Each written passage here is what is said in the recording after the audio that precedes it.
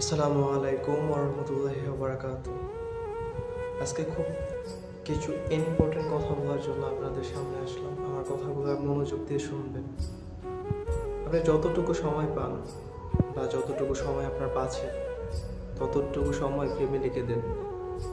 আপনার স্পেশালি আপনার মাকে, আপনার বাবাকে দেন।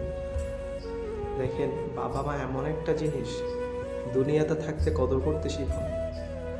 বাবা মা চলে গেলে বুঝতে পারবেন যে আসলে তারা আপনার লাইফে কতটুকু ইম্পর্টেন্ট ছিল।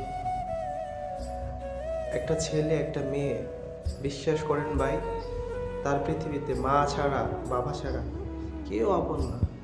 ঠিক আছে? যার যায় সেই কেবল বোঝে যে হারানোর যন্ত্রণা কতটুকু।